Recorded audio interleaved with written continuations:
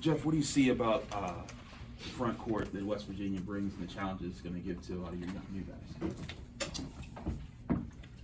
Physicality, relentless on the glass, and a lot of depth. They have that in waves. I think they had 15 offensive rebounds the other day. They force turnovers. They protect their basket. I think, and again, it's only a one game. It's only after one game, but Mount St. Mary's, I think, was something like 24% from the field on 2-point shots. So they really do a great job of protecting the basket. What have you told, Fede and Jorge and I guess Guillermo about just playing against that physical front court and avoiding fouls and things like that? Yeah, I mean, we have to, we just got to it today. We have to understand what's coming and just prepare and play. And we have to, be able to withstand physicality, to try to match it as best as we can, but try to take advantage of some things that maybe, we can do to attack them.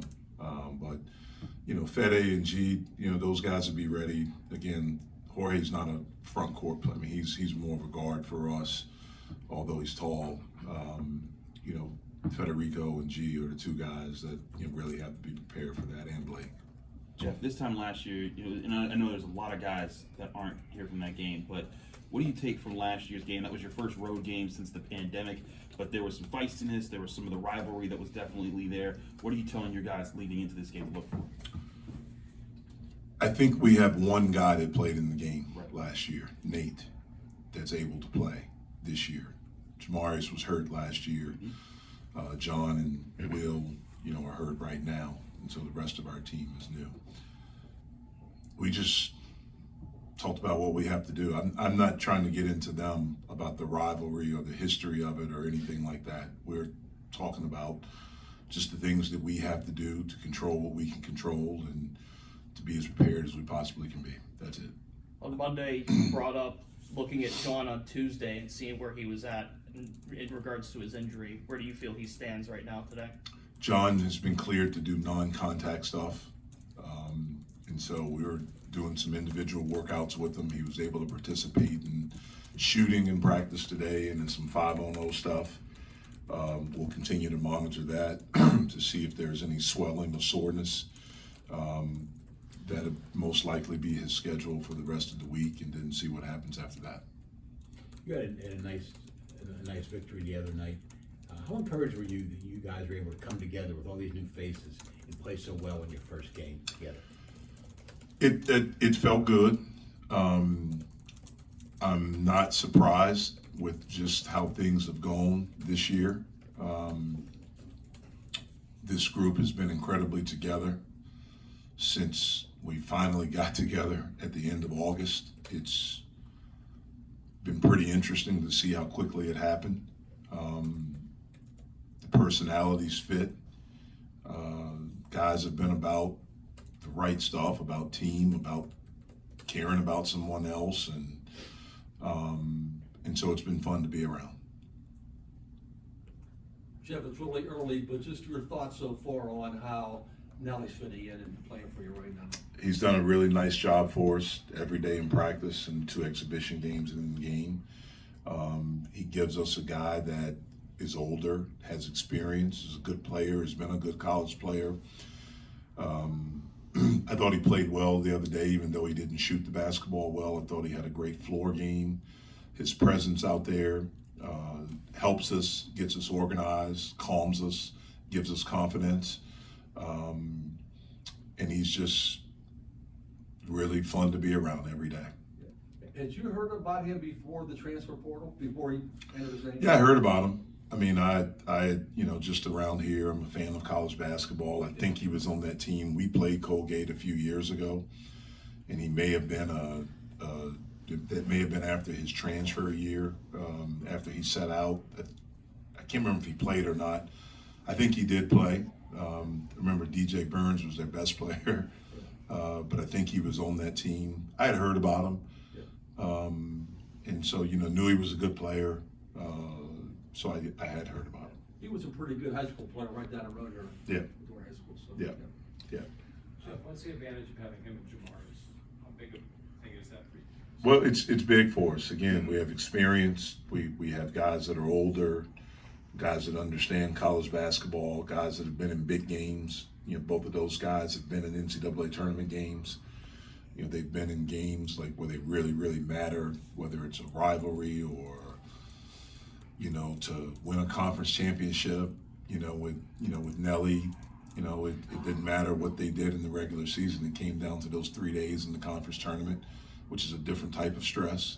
And he had a lot of success with that. It was an integral part of that. You know, JB was part of a really good team at Wichita State, a really good team at Texas Tech.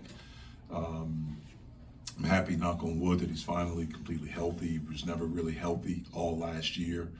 And so he's been able to practice, and those guys, just their presence, their experience, they really help us. Jeff, none of your 5 starters from the other night came to Pitt directly out of high school. Mm-hmm. Is that the way of the world these days? And what do you think of that? Yeah, I mean, I think that's, again, 2 years ago, the landscape of college athletics changed drastically. I mean, it changed, and it really kind of, I think, took a spike, not this past summer, but last summer, when the one-time transfer thing was integrated, where you could transfer right away and play. That changed the landscape along with NIL. And so I think that's something that's a common thing at a lot of programs. I think your traditional programs that have had a lot of success over time, sustained success, maybe they don't have to do that as much. You know what I mean? Like the Dukes or the North, although they're doing it, they don't maybe have as many. The Michigan States and the Gonzagas, they don't maybe have a whole team, but they have some. For guys that are trying to become good, it just gives you more options. So I think it's going to be the norm as you go forward. It gives you an opportunity to get a good player, a guy that's proven himself, a guy that's older, that has experience, that's maybe a little bit more mature. It just gives you just a different option. That's what it is, and we're grateful for it. How do you prepare for it differently though as a coach? Because like when you came up playing basketball, you knew who your guys were, and like as a freshman, you grew how to be a leader, and then the lessons you learned on the way up to being a senior, you passed down to guys, and that was how you sustained a program. How do you approach it as a coach, where like a lot of these guys might not be here next year, you got to reestablish it all over again? Well, I hope they are here next year. Oh, I hope sorry. the majority I'm of not our presuming. guys I are. apologize. I apologize. The way it's been going, though, you may not, but you have to get rid of the old way of thinking. It just doesn't exist anymore. It doesn't. It's not that way. It's not the way it was 5 years ago. I remember being at Duke in 2015 when we won the national championship. And I remember 2 years later, Coach K is talking about how it's completely different now. And that was in a 2-year period. Just, it's completely changed. And it's maybe some subtle things, but it's changed. And so that's the nature of it. And then when you have, in a 2-year period, a global pandemic, name, image, and likeness, and one-time transfer, it changed the pandemic changed the world, and then these two things completely altered college athletics. I mean, completely. And so the way you think has to change. You have to be able to adapt. You have to be able to adjust. Even as coaches, you have to be able to adapt and adjust. I mean, it's not the norm. The way that I was in college is completely different now. Jeff, I know you addressed it a little bit after the game, but coach to coach, what do you appreciate about Bob Huggins' career? Well, anytime, man, I think, look, winning is hard. It is. It's really, really hard. And so anytime I see anyone that's been able to have sustained success, I have first of all, I have great appreciation and admiration for coaches, period. And I always have. I grew up with the coach. I know how difficult it is. Our profession is a profession where everyone's an expert. Everyone. There's so many armchair people, and they can tell you, and I'm amazed by some of the things that I hear. Just people, friends of mine that come up and say stuff to me. And so I always admire. I've always admired coaches. When I see coaches that have been able to have sustained success, especially after being in it, there's a different level of admiration for, because it's hard. And so year in and year out, that Coach Huggins has been able to get his teams to play at a level, for the most part, that's good enough to warrant postseason accolades, getting to the NCAA tournament. I think sometimes people take that for granted. It's not a birthright to get to the NCAA tournament. It's earned, and every year you have to punch your ticket, and every year you're doing it with a new group. Even if you have everyone back, it's a new group. They're different. How do you handle success? How do you handle if you've had a good year? Can you come back? Do you still have that hunger? Pat Riley wrote a great book, The Disease of Me. Like, how does that affect you? And so, guys like him that have been able to do it at different places and have sustained success, I have a lot of respect for him, for how he's done it. Coach, after watching the film from Monday's game, what's the biggest thing that you learned, maybe that you guys can improve on going into Friday? Well, we turned the ball over too much. That's an area where we have to be, because they kill you for that. I mean, that's a big part of what they do, is try to get turnovers. I think we had 18 in the first half last year when we played them. So we turned the ball over too much.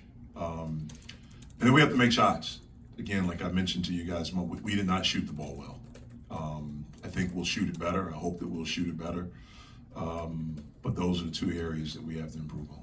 Do you see with the veterans, with the guys that you've added on, though, the last year when you guys would go through a stretch of not making shots, you'd see those defensive lulls. That didn't happen on Monday night. And that was maybe one thing that I was surprised about, in a good way, because you just don't know that. We hadn't had it, in the two exhibitions. No disrespect, but we hadn't had to, where we've had to really buckle down and to see how we are. And one of the things I was proud of, and probably pleasantly surprised, is that in those moments in the huddles, just how they were talking to each other, how they were encouraging each other. They wouldn't allow anyone to put their head down.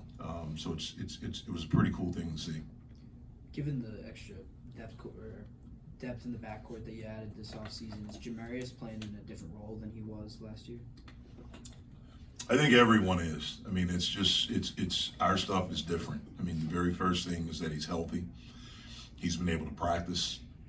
He's been able to do extra work, which is something after his injury last year. He practiced, but not all the time.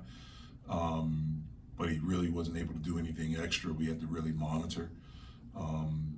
And just, he's older, he's better. So I just think that he's in a better place physically, a better place mentally.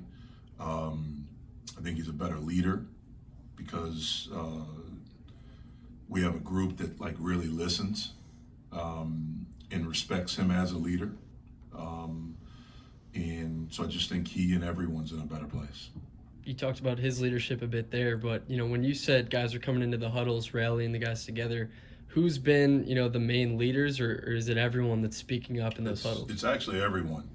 It's actually everyone. I mean, even at times, the twins, the freshmen are, and it's just encouraging. I mean, so it's everyone that's doing it. They're all invested and all have ownership in what we're doing. Coach, we've seen just in a couple of days of the season already a lot of upsets, close calls. Considering the success you guys had against UT Martin, do you feel confident as a unit that you're sort of ahead of the curve when it comes to chemistry and feeling things out? I wouldn't say that. I just think it's a different time in college basketball, especially. I mean, probably in all of college athletics, in all the sports. I don't pretend to be an expert. I have a lot of knowledge about the other sports. I like them a lot. I'm a big fan of the other sports. But I know this sport, and it's different. I mean, these teams are really, really good at some teams that you maybe not have heard of, or it's not a traditional name. I think there's way more parity in college basketball than there's ever been because of these transfers. Because, you have some of these traditional teams or blue blood programs that may be talented, but maybe young talent. You may be playing against some 24, 8-year-olds that are good and hungry and things like that. And so I just think it's a completely different time. So I'm not surprised by any of the scores that I've seen, any of the upsets, any of the tight games.